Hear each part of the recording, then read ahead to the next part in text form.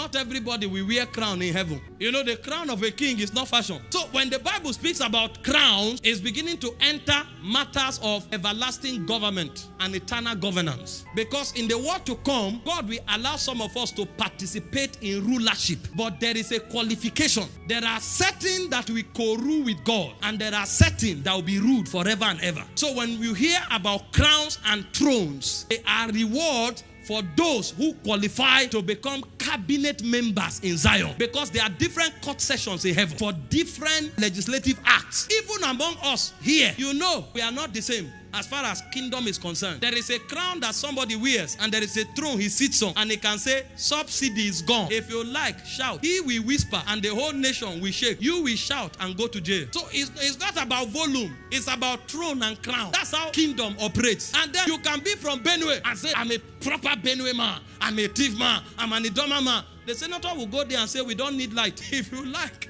kill yourself. There will be no light. Because there, only 3 talk. There are over 4 million people in Benue, but it's 3 that talks in House of Senate. 3. If you like, be 10 million, is 3. It's the 3 that wear those crowns and sit on those thrones that will speak on your behalf. So the best you can do is to pray for them to talk well. And sometimes when they show them on TV, you discover that your own senator was sleeping when deliberations were going on. And the sleep of your senator means your state and your constituency have lost some major allocations. Just 5 minutes sleep is equivalent to 4 years allocation. That's the significance of crowns and thrones. So in Zion, we will not be the same. Some of us will be government agents. And the first qualification to become a celestial government agent is that you will wear crown. Revelations 2:10. He said, fear none of those things which thou shalt suffer. He said, behold, the devil shall cast some of you into prison, that ye may be tried, and ye shall have tribulation 10 days. He said, be faithful unto death. I thought Jesus will save us from death. There are certain deaths that is an honor in the kingdom. Why? He said, and I will give you the crown of life. So the crown of life is the reward for martyrs. If your conviction for Jesus is not strong enough for you to be willing to die for him, your head will be empty in eternity. If you cannot endure trials for Jesus, you will have no crown in eternity.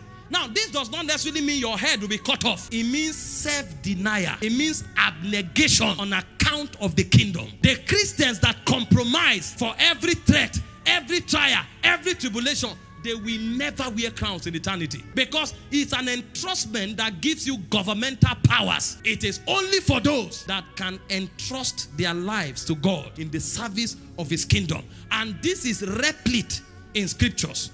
James 1:12. Blessed is the man that endureth temptation, for when he is tried, he shall receive the crown of life, which the Lord promised to them that love him. So you can't receive crowns without trials. You can't receive crowns without the spirit of martyrdom. And in the kingdom, only those who have the baptism of martyrdom can truly be witnesses. Because in Acts 1:8, where he says, you shall be witnesses unto me, the word is martyria. It's one who is willing to die for Christ. These are the people that qualify for crown. And this is what they are not teaching us in the faith. All we are hearing is prophecy from January to December. Where are the men who can suffer for God? Those men are no more. But when you read church history, they don't even write people's birthdays. Nobody cares when you came. They are interested in how you left, because the death of men was a testimony to their generation. But today, all we celebrate are pleasures of life. I got a car. I got a promotion. I got a breakthrough. Nothing wrong with it. We see people who receive those blessings here. But if that's all we have, then we are people who are using God just to enjoy this life. We are not kingdom agents. Acts 5:41. They flogged this man. They were happy. To them, it was an honor to suffer persecution for Jesus. Why don't we have such Christians today? Today, when they arrest a man of God, everybody is threatening. Yeah, something will happen. What will happen? Because we think kingdom is politics. Death is part of our witness. I'm not saying we should not support those that are arrested. If they arrest me tomorrow, do something. It shows love and loyalty. But hear me, in case nothing happens, celebrate God that I don't change my mind. You know why?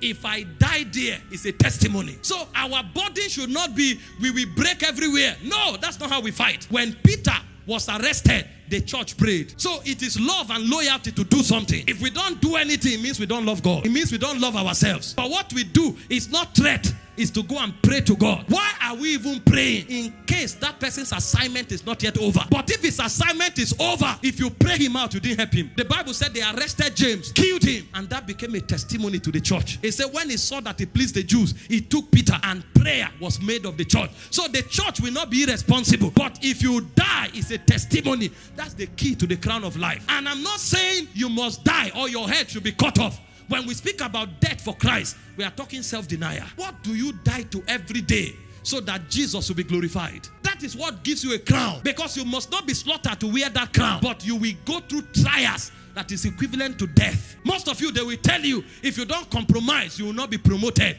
They should keep their promotion. Most of you, they will tell you, if you don't compromise, they will not give you a role in your career. They should keep the role. You are not a hireling. Listen, promotion does not come from the west. It does not come from the east. It does not come from the south. It cometh from the Lord. And in case that promotion does not come, it's an honor to die for God. This is the Christianity that the apostles practiced. And this is why out of Jesus' disciples, all were recorded to be martyred. Only John's death was not known, and none of them changed their mind. Does that mean Jesus was raising martyrs? Yes. That is the true essence of the kingdom. If we sitting here, you can't find 20 people who can die for Jesus, it means this is a social gathering. We are just wasting our time. I read the story of an Egyptian church. 38 people were arrested, and they gave them the opportunity for 1 month to change their minds. They refused. They slaughtered them one after the other. You are seeing they are slaughtering the next person. They are coming to you. Nobody shook. When I heard that story, I started praying to God to help me. Because I say, if I was there, will I have the fortitude to die? If I don't have that kind of grace, then what message have I been preaching? Go and read how the 12 disciples died. Some of them were stoned to death. Some of them, they used spear and thrust through them. They stood their ground for Jesus. The Bible said, even the ones that they gave deliverance, they rejected it so that they can have a better resurrection. What did they know? Imagine they arrest you to kill you. When they saw that you won't change your mind, they said, go, we won't kill you again. You say, no, I want the church to hear that there are still men who can die for Jesus. It says some, in the face of deliverance, they rejected it because they want to resurrect with crowns.